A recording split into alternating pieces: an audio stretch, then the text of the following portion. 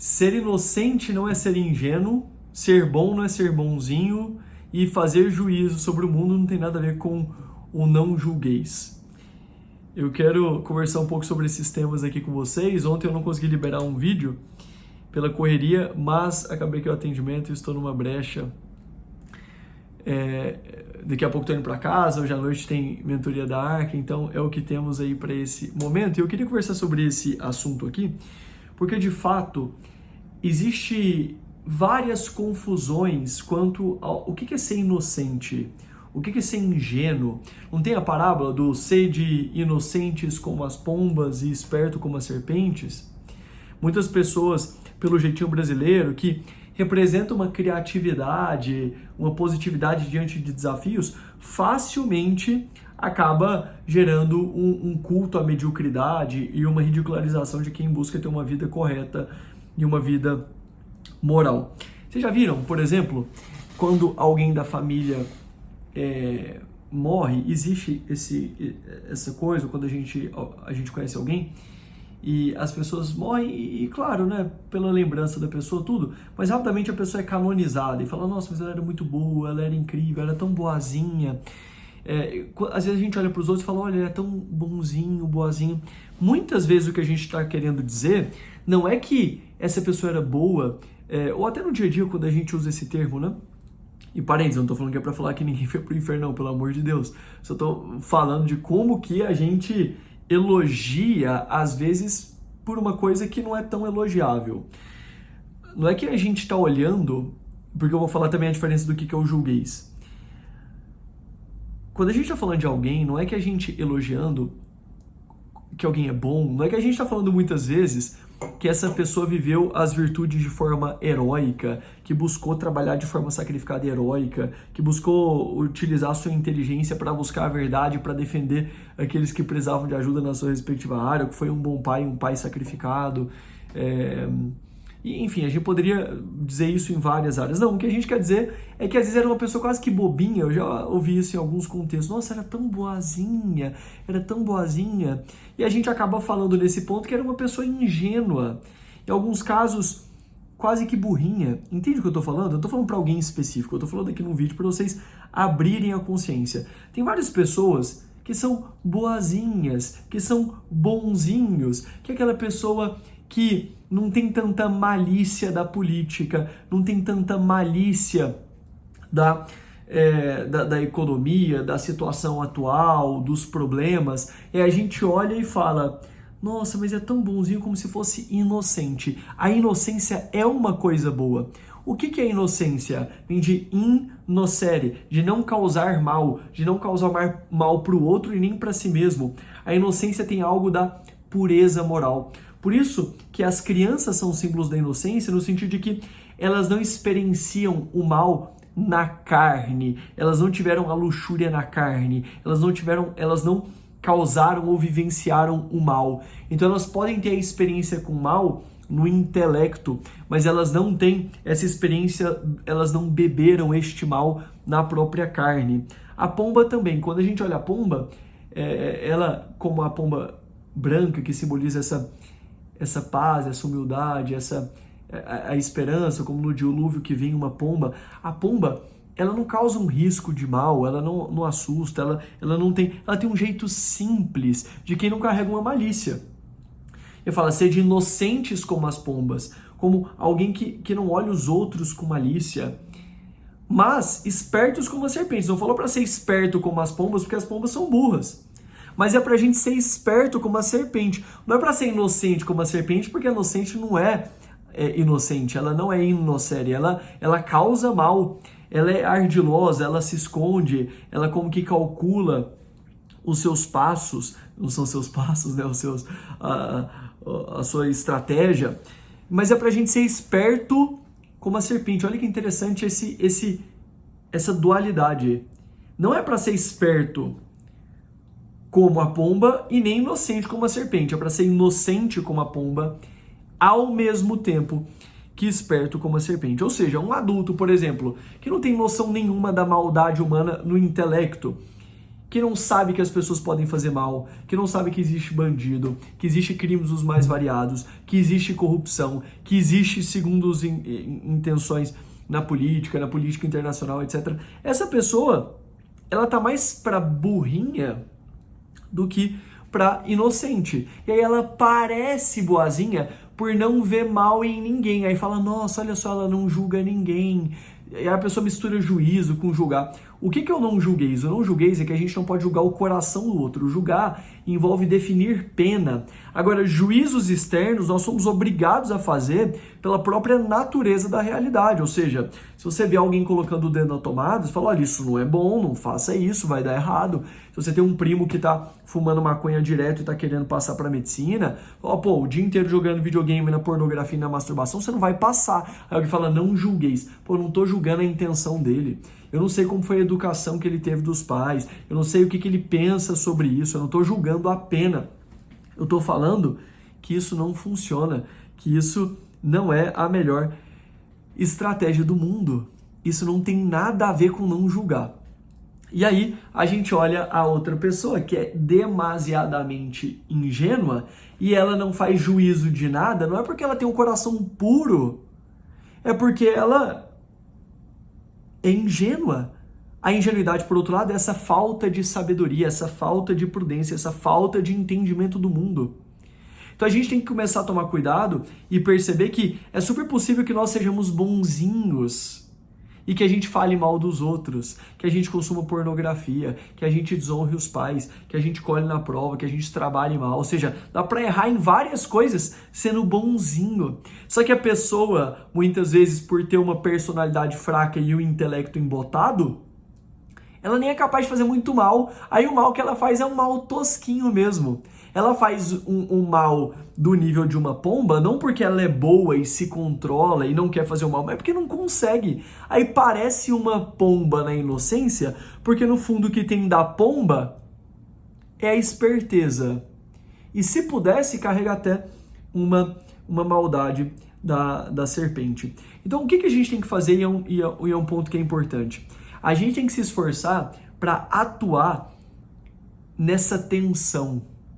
Muitas vezes quem é bom mesmo não parece bonzinho, porque ser bom muitas vezes é corrigir alguém quando cabe a situação, que tá errando, que tá falando uma mentira, ou tem alguém falando mal de outra pessoa e de cortar aquela situação, ou por exemplo, os amigos estão mandando putaria lá no grupo e de sair ou de corrigir alguém ou de chamar ali no privado, falando, olha, você não foi feito para isso, pô, olha a sua idade.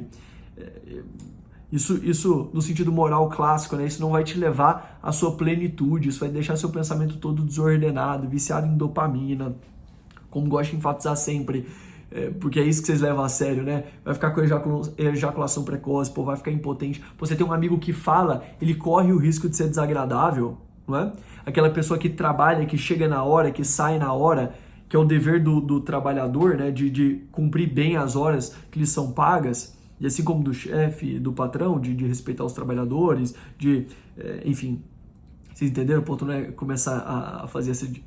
Mas quando a gente busca ser correto, por exemplo, pegando o caso do patrão, né?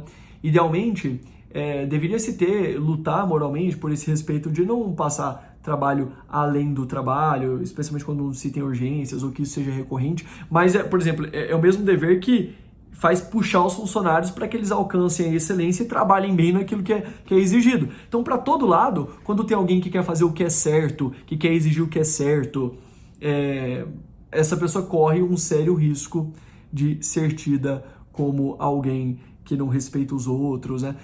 Quando o brasileiro pega e ativa aquela reflexão do liberalismo, né? Ah, cada um faz o que quiser, não tá fazendo mal para ninguém, cada um faz o que quiser, não tá fazendo mal para ninguém. Como se isso fosse algo incrível, né? O Peter Crift, um filósofo de linha aristotélico-tomista, ele comenta de maneira interessante, a moral tem o propósito de fazer os navios não colidirem, de fazer o navio chegar no lugar certo e que ele não afunde.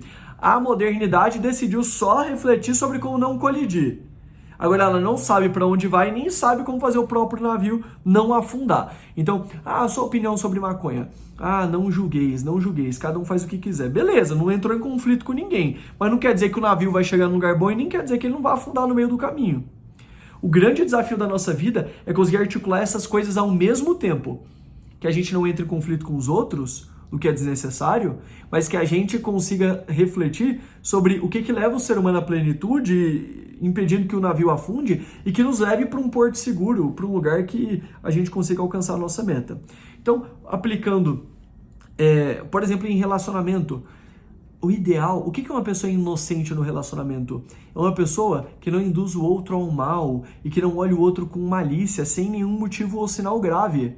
Então o ideal é que a gente seja de boa fé e que a gente espere o melhor dos outros, que a gente não fique olhando segundo as intenções em tudo. Isso é uma inocência de esperar o melhor do outro, de não ficar julgando o coração de maneira sem motivo grave. Claro, a gente, em última instância, a gente não deveria, mas o que eu quero dizer, às vezes a gente supõe intenções e uma malícia sem que se tenha, talvez por traumas, etc. Isso aí é possível. Mas, por outro lado, não é para ser ingênuo, não é para ser burro. E aí, tá a moça lá, por exemplo, veja essas coisas na terapia, o namorado, um malandro, usando droga, não trabalha direito, não sei o quê. Eu vou ser inocente. O cara tá te dando 1000 sinais de que vai dar problema isso aí. Vai botar o filho na sua barriga, vai te largar. Mas eu só... Não, aí já é ingenuidade, já é falta de sabedoria. Seria interessante que a gente tentasse sempre estar meditando assim, como que eu posso... E a inocência desse não causar mal, porque, por exemplo, tem aquela coisa, alguns pecados, né, por exemplo, se a gente for refletir, e eu tô, é complicado falar esses assuntos aqui, porque tem pessoas que acompanham o canal, e aí a pessoa já tem uma trajetória, tem gente que cai aqui e já tem nojinho da palavra, né, já vem falar de pecado, eu tô falando pecado no sentido clássico, do mal moral, do mau uso da liberdade, daquilo que não te leva à plenitude, etc, né, então, tem aquela coisa assim, o meu namorado, pra ele não usar pornografia, a gente vai ficar indo pra cama, né? E tal, né? Aquela como se fosse, que misericórdia, né? Que piedade. Olha, no primeiro caso, ele tá na desordem sozinho, vamos falar assim, então.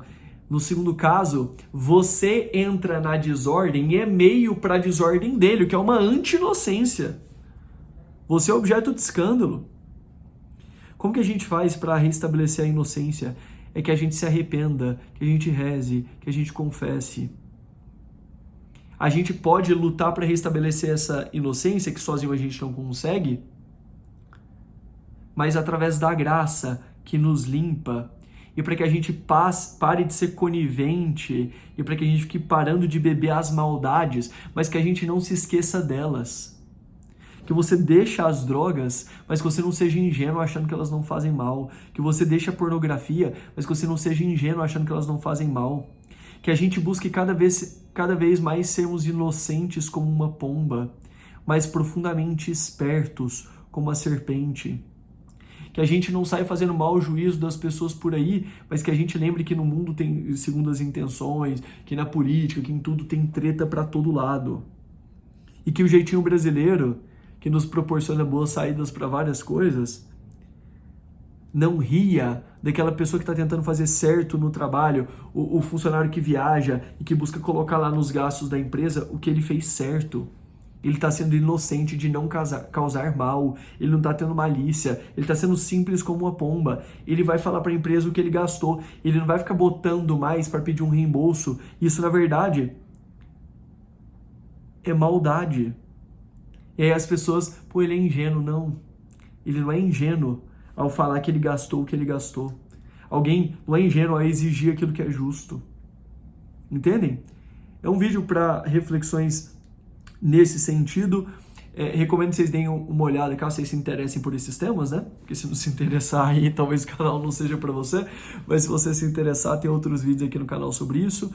Tem o link da terapia aqui na descrição. em outros lugares vocês encontram também o WhatsApp da minha secretária, para caso você precise de alguma ajuda mais pessoal e tem interesse em aprofundar em termos de relacionamentos, orientação familiar, formação pessoal.